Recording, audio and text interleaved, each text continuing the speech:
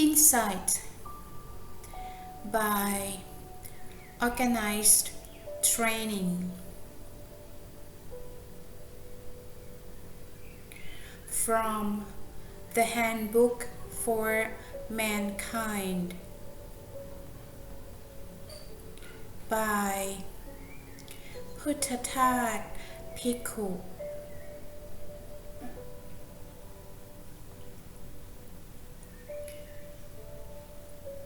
Now we shall deal with the organized systems of insight training, which were not taught by the Buddha, but were developed by later teachers.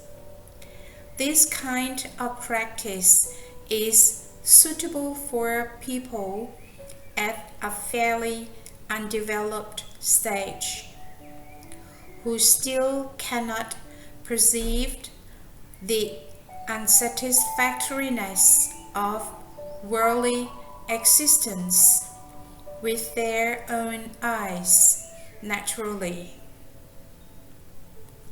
This doesn't mean, however, that the results obtained by these systems have any special qualities not obtainable by the nature method. Because when we examine the Tipitaka closely, we find the nature method is the only one mentioned. Some people consider, however, that natural insight can be developed only by someone who has become so remarkably virtuous, or has such a suitable disposition, that for him to come to a full understanding of things is just child's play. What is a person to do who lacks transcendent virtues and the appropriate disposition? For such people, teachers laid down order systems of practice, conscious courses which start from scratch and have to be followed through thoroughly and systematically.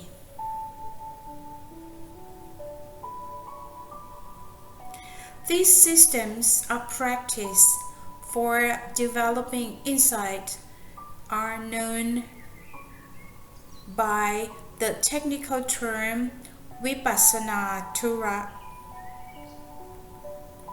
Vipassana Tura is contrasted with study, Gantha Tura.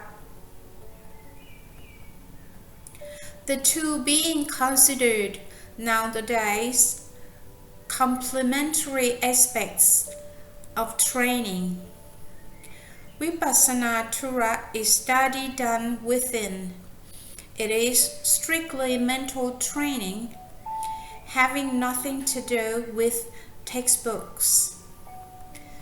Neither the term study nor Vipassana Tura is mentioned in the Tipitaka, both appearing only in later books. But Vipassana Tura is nevertheless a genuine Buddhist practice, designed for people intent to eliminating suffering. It is based directly on sustained, concentrated introspection. In order to explain Vipassana to people, teachers in former ages considered it in terms of the following questions. What is the basic, the foundation of Vipassana? What are the characteristics by which we may know that this is Vipassana? Just what is the activity called Vipassana? What should be the ultimate result of Vipassana? Ask, what is the basis, the foundation of Vipassana? We answered, morality and concentration. Vipassana means clear insight and refers to the unobscured vision that may arise when a person's mind is full of joy and devoid of any defilement. Joy develops when there is moral purity. Morality is a prerequisite. This is stated in the text, where the practice is described as proceeding in a series of stages called the 7 verifications and culminating in the path and the fruit. Teachers regard the attainment of moral purity as the first of the 7 purifications.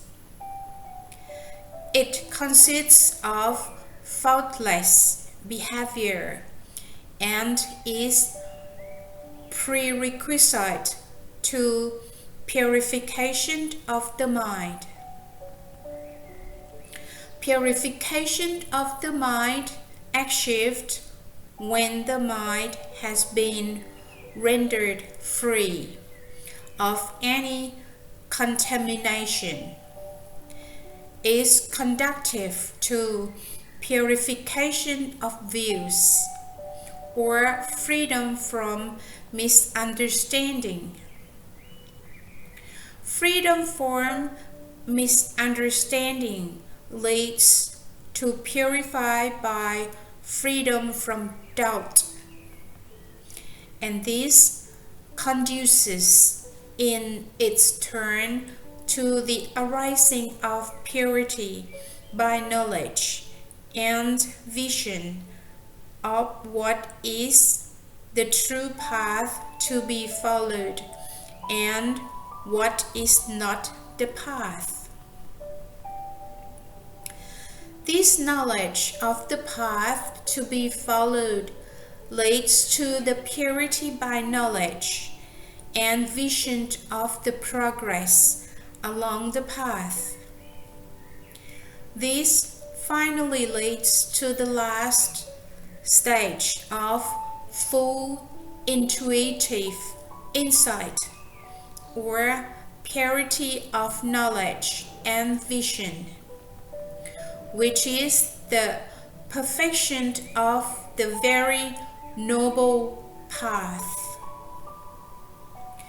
Because the fruit of the path arises automatically once the path is established, the attainment of the path is regarded as the culmination of the practice. Moral purity is faultless behavior by way of body and speech. As long as any imperfection in body or speech remains, morality in the true sense is lacking.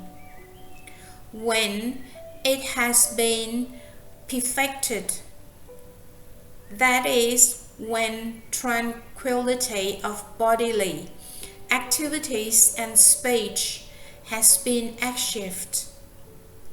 The result is bound to be mental tranquility, conducive in its turn to the further stages of purification.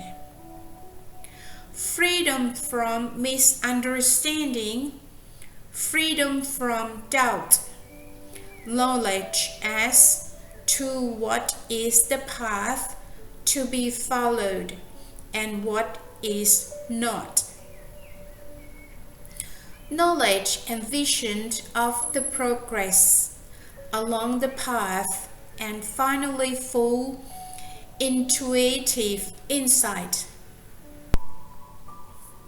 These last 5 stages constitute vipassana proper. Purification of conduct and mind are merely the entrance into the path of vipassana.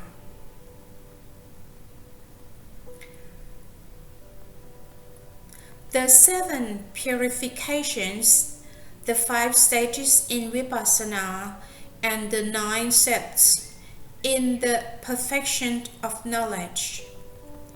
1. Moral purity. 2.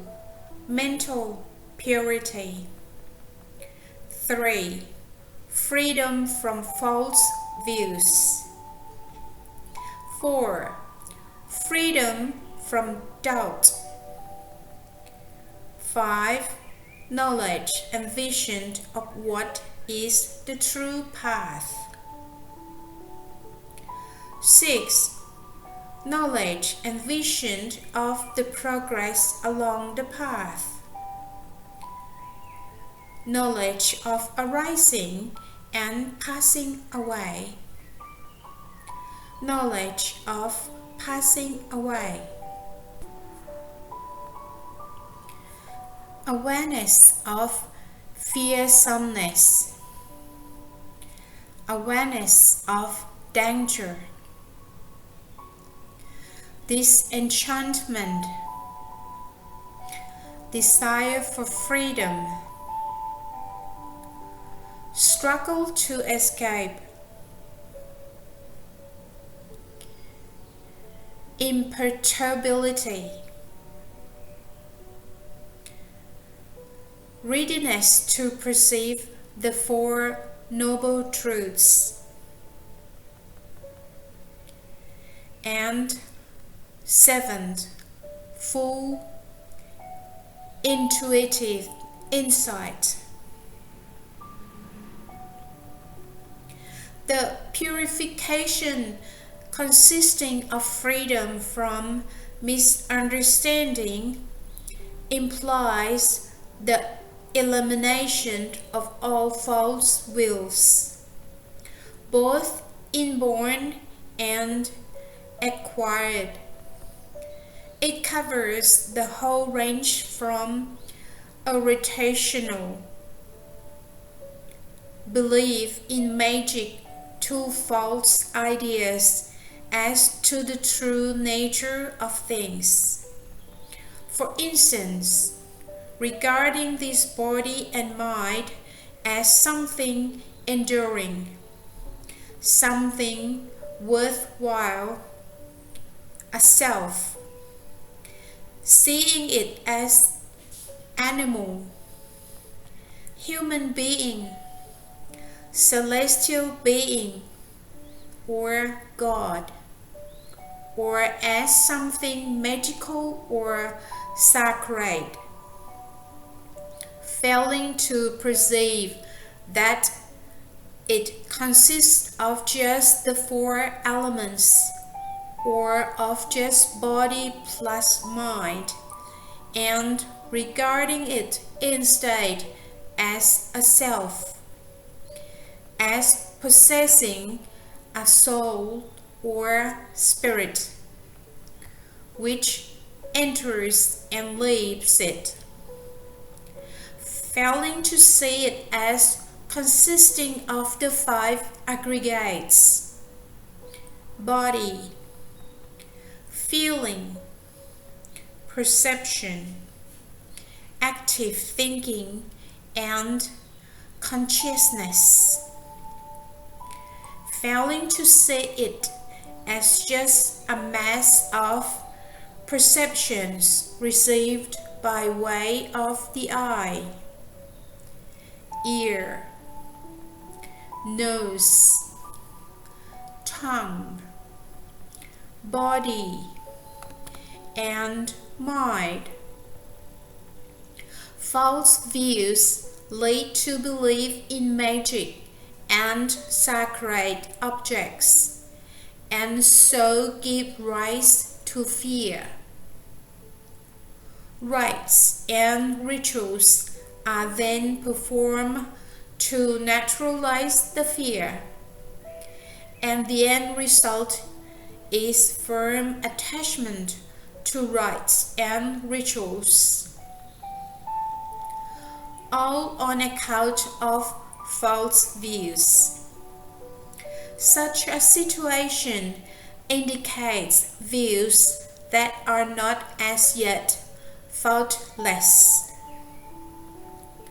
To have given up false views is to have attained what was originally called the third purification, and what later teachers classed the first stage in Vipassana. The purification, consisting of freedom from doubt, is brought about by introspection into causes. With freedom from false views, one sees oneself as just body plus mind. Freedom from doubt consists in perceiving the nature of causes responsible for the coming into existence of the body-mind complex.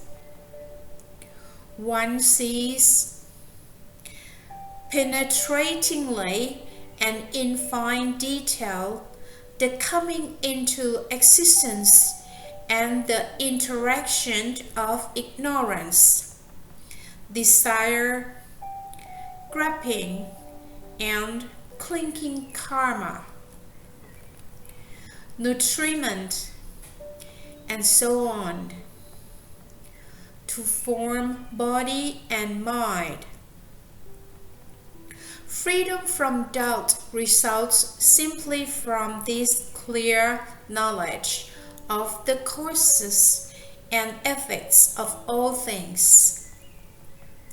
In the Vipassana system, teachers recognize 20 or 30 kinds of doubt, but summed up, they all amount to doubt as to whether or not one's self exists, whether or not one's self existed previously, whether or not one's self will continue to exist in the future, and if so, in what form. The only way doubt can be completely dispelled is to realize that there is no I, but only elements, aggregates, a nervous system, together with such causes as ignorance, craving, and attachment, karma, nutriment, and so on. Because no real I is involved at all. one starts giving up the foolish idea, I am, I have been, I shall be, with the complete eradication of doubt. The second stage in Vipassana has been achieved. This does not mean that the I conceit has been given up for good and all. 5 vestiges are still present. Adequate understanding of the mode of interaction of causes has resulted in the dispelling of doubt and has made it possible to give up the idea of I in its grossest forms. When doubt has been transcended, it becomes possible to bring about the purification consisting of perfect knowledge as to what is the right path to follow and what is not. There exist several obstacles to this further progress, which usually arise in the course of Vipassana practice. While the mind is in a concentrated state, there are likely to arise various state phenomena with which the meditator may become overruled, such as wonderful, impressive auras seen in the mind's eye, the physical eyes being shut.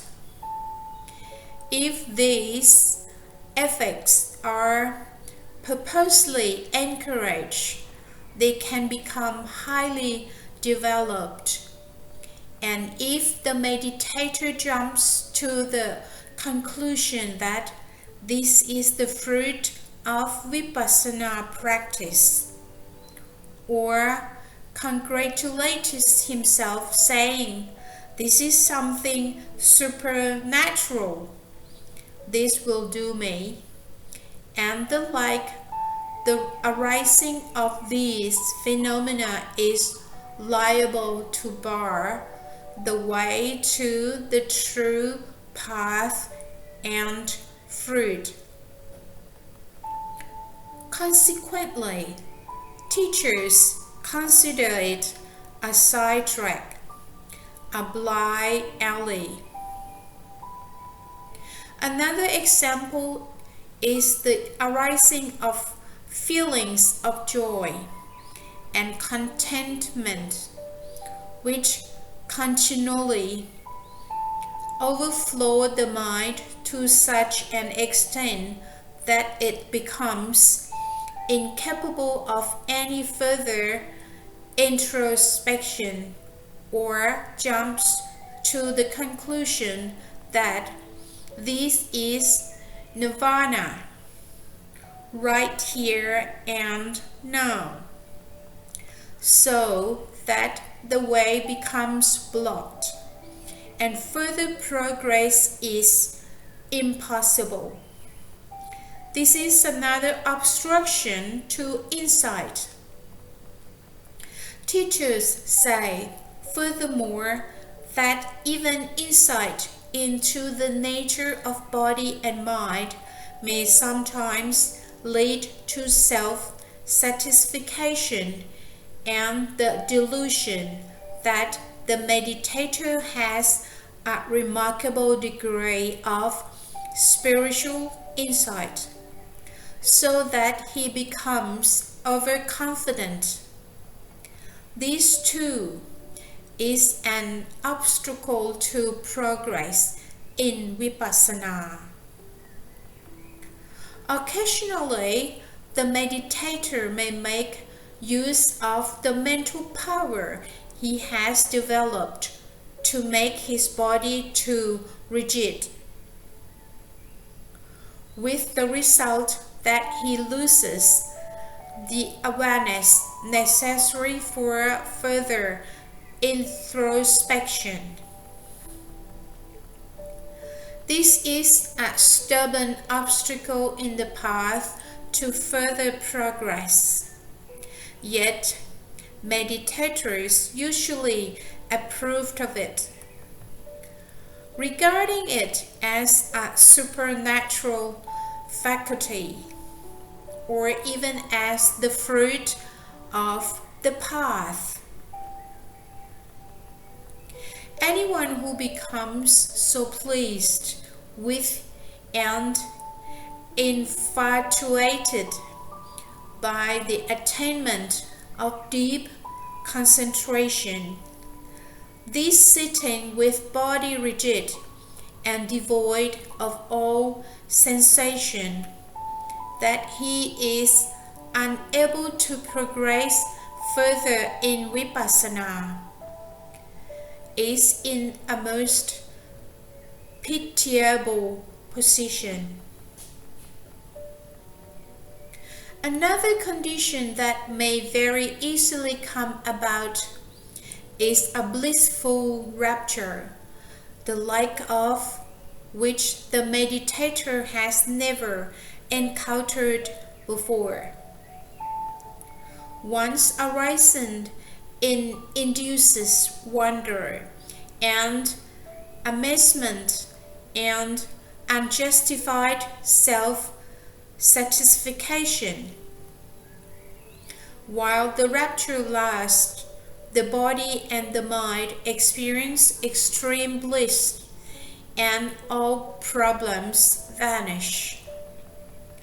Things that formerly were liked or disliked are liked or disliked no longer when recalled to mind.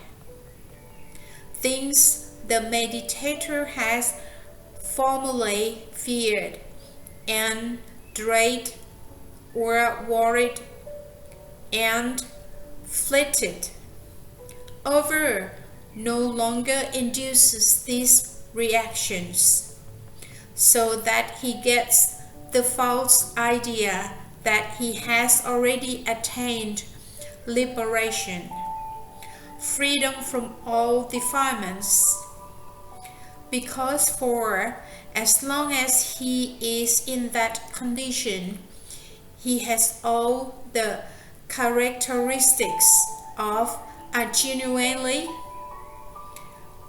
perfected individual. Should satisfaction arise with respect to this condition, it acts as an obstacle to further progress in vipassana, and in time the condition will fade away, so that things formerly like or dislike will be like or dislike again, just as before, or even more so. Yet another kind of obstacle involves faith. Faith or confidence never felt before becomes firmly established. For example, confidence in the threefold gem, Buddha, Dharma, and Sangha, or in theories the meditator thinks out for himself. There may even come about a most intense satisfaction in Dharma. The ability to remain unmoved by anything becomes so strongly developed that it may even delude the meditator into believing he has already attained the fruit of the path and nirvana itself. These things are a great difficulty for anyone encountering them for the first time. As you can see, they constitute a barrier in the way of vipassana.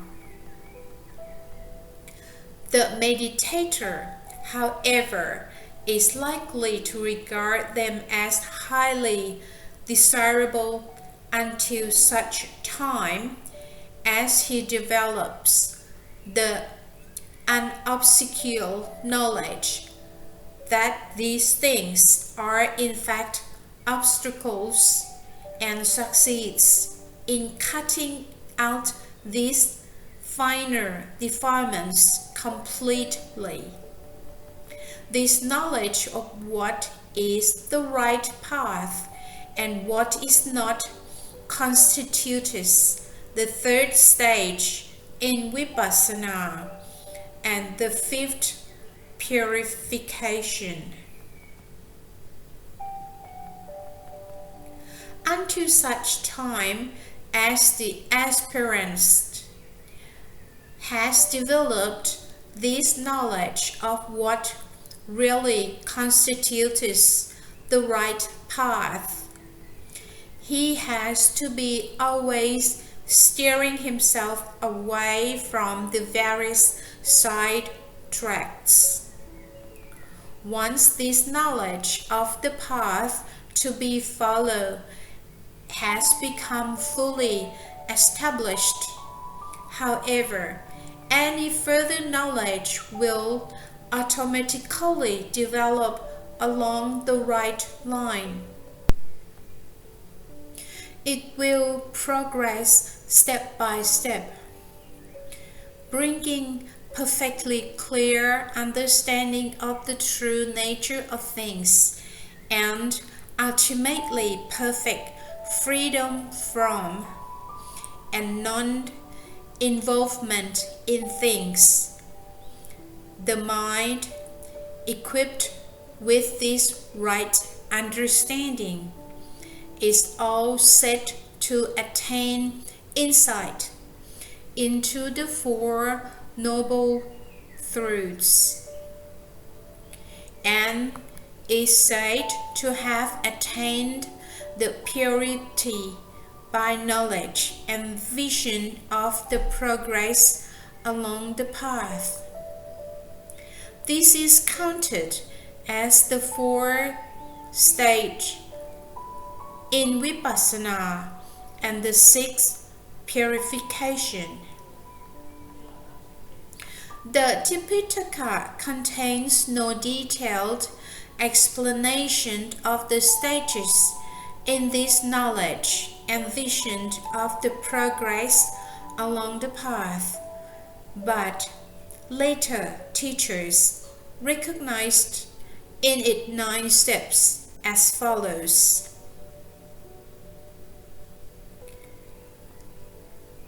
1. Vipassana has progressed properly, and the birth, aging, pain, and death of phenomena have been thoroughly scrutinized. The arising and passing away of phenomena has been perceived in all clarity. All phenomena existence is seen to consist of just an endless process of arising and ceasing, like the glittering dazzle in the surface of the sea, or like the forming and bursting of the foamy crest of waves. This is known as knowledge of arising and passing away. It is brought about by concentrated introspection so clear and sustained for so long a time that the knowledge becomes firmly established, like a dye absorbed by the mind, powerful enough to make the meditator become disenchanted with things and give up clinging to them. This is the first step in the knowledge and vision of the progress along the path. 2. Arising and passing away. If observed simultaneously, cannot be perceived with such clarity as they can if either one is concentrated on separately. At this stage, the meditator gives up watching one of the two, namely, arising, and concentrates exclusively on the passing away. This permits him to see the process of disintegration and decay in such depth and intensity that he comes to realize that decay and perishing are universally evident no matter where in the world one looks. A mind dwelling in this knowledge is said to be equipped with knowledge of decay and dissolution. This is the second step in the developing of knowledge.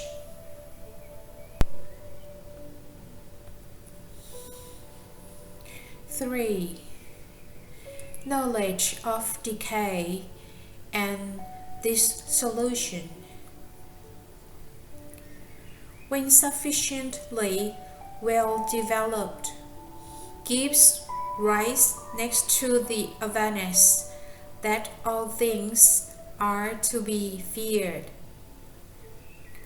All phenomenal existence, whether in the sensual realm, in the form realm, or in the formless realm, is seen as inherently fearsome.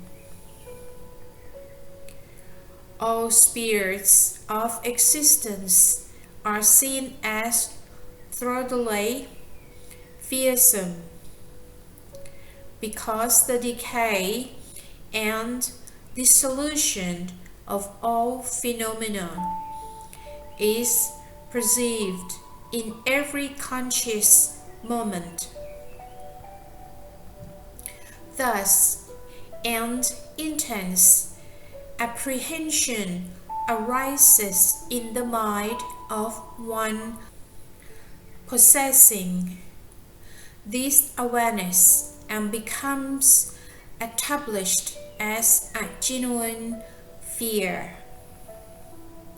This awareness sees nothing but fearsomeness, like poisoned or deadly weapons or vicious armed bandits. Completely filling the three spheres of phenomenal existence, nothing but fearsomeness. This awareness of fearsomeness of all phenomenal existence is reckoned as the third step. 4. When awareness of the completely fearsome nature of all phenomenal existence has been fully developed, there will arise in its turn awareness that all things are inherently dangerous. To become involved in things is not safe. These are like a forest full of dangerous beasts, and anyone seeking diversion in the forest finds nothing pleasing there. This awareness of the danger inherent in all phenomenal existence is the fourth step.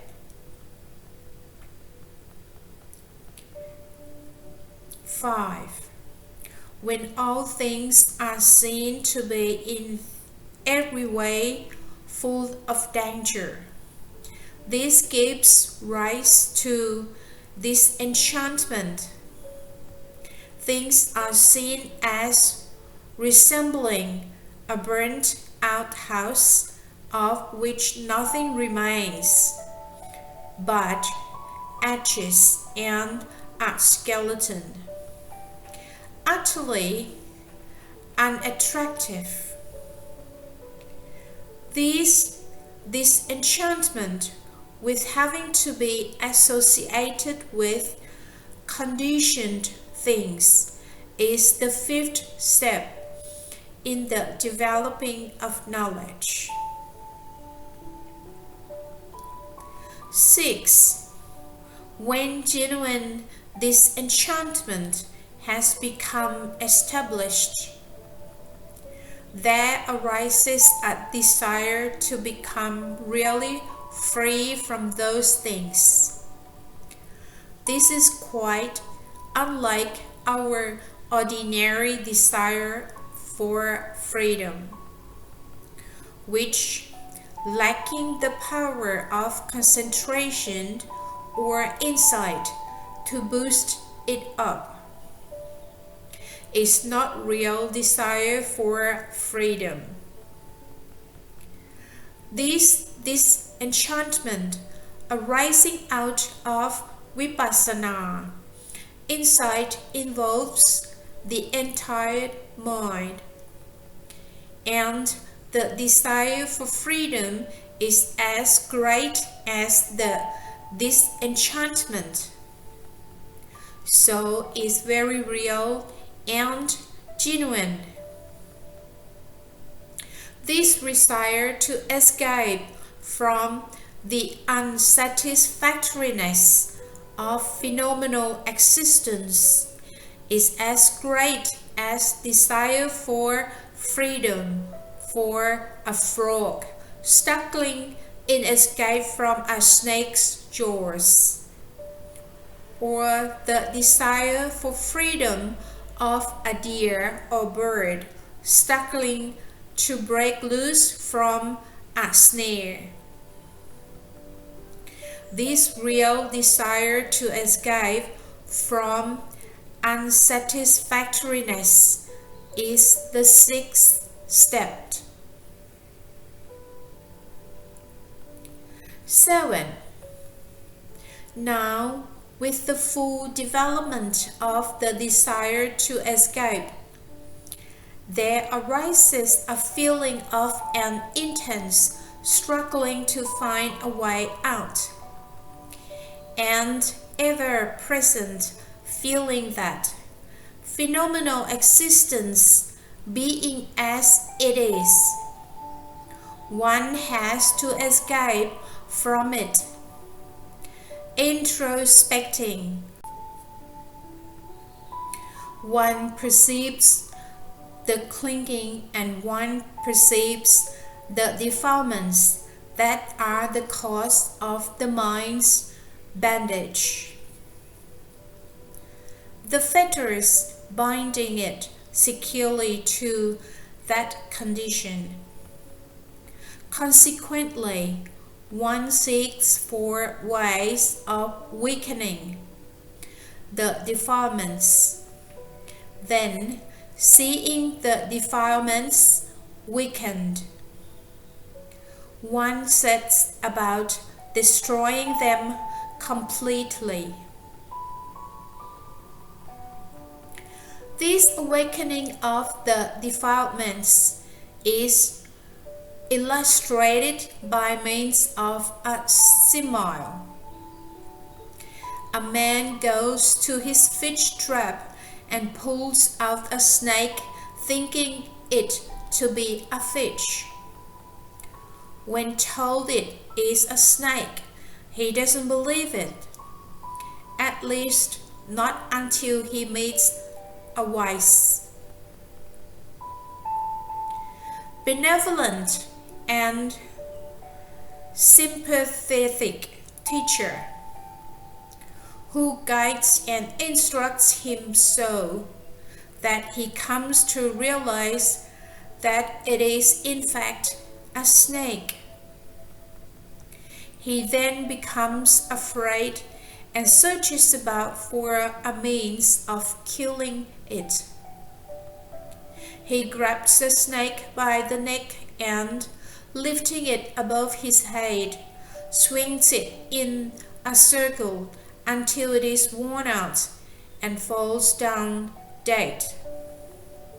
This simile illustrates the arising of knowledge that the defilements are the cause of people's banish to a condition much to be feared and dread. If one has no technique for reducing the force of the defilements day by day, eradicating them is bound to be impossible. The power of defilements far exceeds that of the still measure knowledge to be used in destroying them. Hence, knowledge must be developed and increased, and the suffering produced by the defilements will simultaneously diminish. Always maintaining and developing the knowledge that all things are transient, worthless, and devoid of selfhood, that they are not worth getting or being, serves to cut off the food supply to the defilements, weakening them day by day. It behooves us to build ourselves up, develop, become more skillful and ingenious. By this means, we can conquer defilements the size of mountains, small though we may be. Our situation can be compared to that of a small mouse faced with the job of killing several tigers. We have to be really steadfast and always on the lookout for means appropriate to a small mouse. If we get nowhere, we must use all sorts of devices and techniques to weaken those tigers day by day, rather than trying to kill them outright. This intense search for a way of escape constitutes the seventh step in the knowledge and vision of the progress along the path. 8. This weakening of the defilements serves to make up progressively more and more independent of and oblivious to things. So this next step in the developing of right understanding, which results in imperturbability with respect to all things, consists in seeing all phenomena as empty, as devoid of essence, as devoid of status, such as animal or person, devoid of substance or real permanence, devoid of worth because they are totally unsatisfactory, and devoid of all attraction because they are totally disenchanting. Ultimately, the mind becomes independent of and unperturbed by anything in any realm of existence. Things formerly likable, desirable, and infatuating come to be seen as lumps of rock and earth. This too has been explained by means of a smile. A man who has always loved a certain woman may one day experience a change of heart and stop loving her. For instance, he will stop loving his wife if she is unfaithful. Once divorced, however, he is free to go ahead and do as he pleases. His mind can be unperturbed, and at this level of knowledge, conditions hitherto delightful,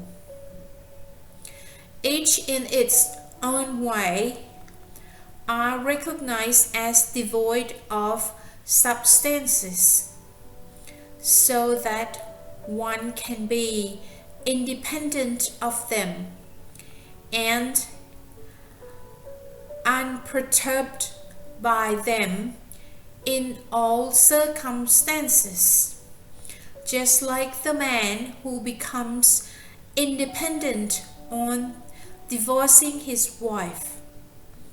This indifference to all phenomena is the eighth step. 9.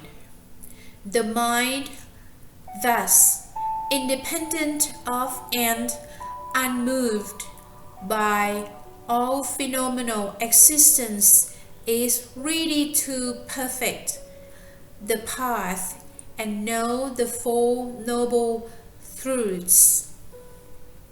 At this stage, one is all set to overcome the defilements, to break the fetters binding one to the world, and become an Aryan, of one degree or another. This is the ninth step in the process of knowledge and vision of the progress along the path. When this stepwise developing of knowledge, from knowledge of arising and passing away up to the state of readiness to perceive the Four Noble Truths, has been carried through to completion, one is said to have achieved the fourth state in Vipassana, or the sixth, purification. The pure and perfect knowledge it yields is an instrument that reveals to the meditator the path by which he has come, and can lead on to the perfect intuitive insight that will destroy the defilements. This perfect intuitive insight, or purity of knowledge and vision, the seventh purification, is the insight that arises out of the perfected path. It is the goal, the fruit of Vipassana practice. This insight that arises out of the perfected path in the fifth and final state in Vipassana. In between the state of readiness to perceive the Noble Truths and this perfect intuitive insight comes qualifying knowledge, which marks the point of transition from the ordinary defiled individual to the Aryan. But this qualifying knowledge lasts only an instant. It is the culmination of the progressive perfection of knowledge and is still at the level of good karma, still in the central rhyme. To sum up then, Vipassana has as its foundation morality and concentration. What to examine? The answer is, we examine all things, or to use other terms, the world, or phenomenal existence, or conditioned things, or the five aggregates. Since all phenomenal existence consists of nothing apart from the five aggregates, what do we aim at seeing as a result of this scrutiny? We aimed at seeing the transience, the unsatisfactoriness, the non-selfhood inherent in all things in the world. We observed them arising, persisting and ceasing until we come to perceive them as absolutely fearsome and disenchanting, and realize that nothing is worth getting or being. These are the conditions that ought to arise in Vipassana practice. What is the objective of Vipassana? The immediate objective of Vipassana is to reduce delusion.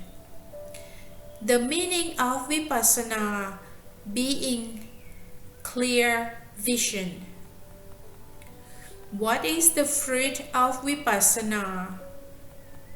The fruit is the arising of clear, intuitive insight, clear and enduring insight into the nature of all things, which ultimately will reduce the defilements to nothing. With the defilements gone, there is just perfection, enlightenment, peace. Nothing remains to bind to mind in any worldly condition. As a result, there comes about a slipping free from the world. This place of slavery to sensuality. The mind is freed of suffering because it is freed for good of all craving or desire. The Buddha called this the attainment of the cessation of suffering, the attainment of the fruit of the path, nirvana. To have achieved this is to have carried out to completion two tasks Buddhism has set for us. This shows us the path of insight that has to be walked. There are 7 stages of purification which must be integrated in this way, and 9 steps in the process of developing knowledge of the world. These taken together are known as vipassana. In the text, it is set out as an ordered system. The finer details can be found in the books written by later teachers. There is one important thing that must be realized, however, in order to avoid misunderstanding. It so happens that even in the field of Dharma practice, the highest aspect of Buddhism, there are misguided people. At the present time, there are many who have got hold of things that are not vipassana at all, and are presenting them as being the real thing. They have made vipassana practice their means of livelihood. They win people over in order to get classes together, then proceed to certify them as noble ones, modern style, all of which is most despicable and regrettable.